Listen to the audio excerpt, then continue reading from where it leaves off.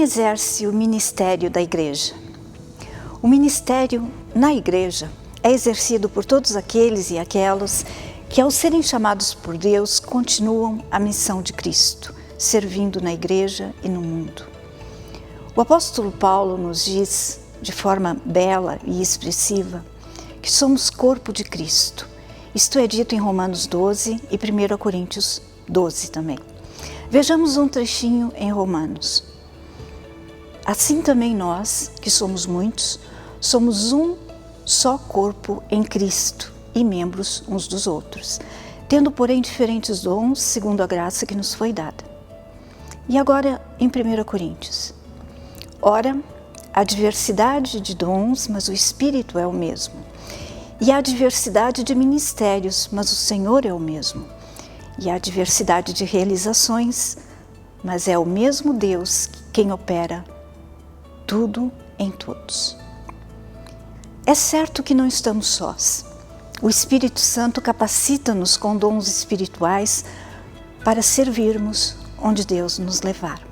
O Senhor nos aperfeiçoará em todo bem para cumprirmos a sua vontade, operando em nós o que é agradável diante dele. Bonito, não? Esta compreensão de que ser igreja em Cristo implica em fazermos parte de um corpo com muitos membros, dons e ministérios, parece ter brotado da própria compreensão que Paulo foi construindo à medida em que as comunidades viviam a sua fé, com acertos e erros, com conflitos e busca de harmonia e busca de orientação do Senhor. Além do próprio exemplo de Jesus com os seus discípulos e discípulas, testemunhado pelos apóstolos. Ao orientar as suas comunidades no que entendia ser a sã doutrina, Paulo não queria que ninguém desanimasse na expressão dos seus dons. Ao que parece, havia disputas entre os membros que feriam a comunidade de fé. Em várias ocasiões, Paulo sublinha que dependemos todos uns dos outros e que na comunhão dos que creem deve prevalecer o amor. É por isso que no último versículo, em 1 Coríntios 12, sobre a igreja como corpo de Cristo e a diversidade de dons, Paulo passa a falar do caminho sobremodo excelente. E este caminho é o amor. E temos a seguir aquele precioso capítulo 13, que fala do amor.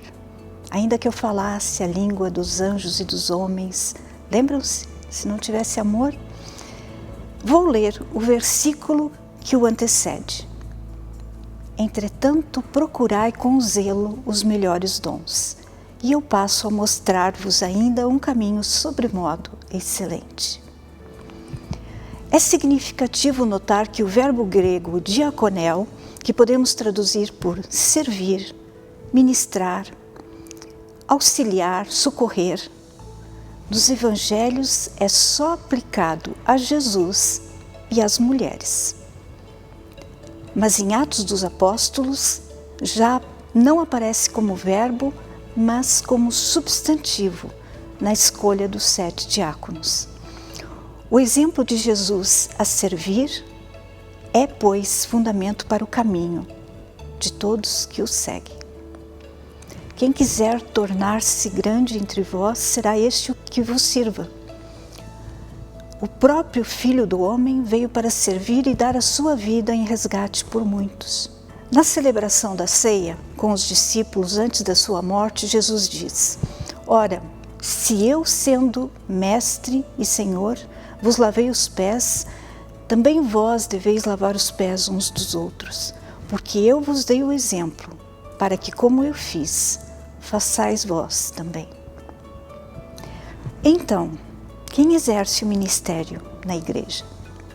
Todos nós, sacerdócio real, nação santa, povo de propriedade exclusiva de Deus, a fim de proclamarmos as virtudes daquele que nos chamou das trevas para a sua maravilhosa luz. Assim compreendemos o sacerdócio universal dos crentes, tão caro ao movimento protestante. E termino este pequeno percurso com belos versículos em Efésios e Colossenses, para que sejam inspiração para todos nós. Seguindo a verdade em amor, cresçamos em tudo naquele que é o cabeça, Cristo. E agora em Colossenses, revesti-vos, pois, como eleitos de Deus, santos e amados, de entranhas de misericórdia, de bondade, de humildade, de mansidão, de longanimidade. E sobre tudo isso, revesti-vos do amor, que é o vínculo da perfeição.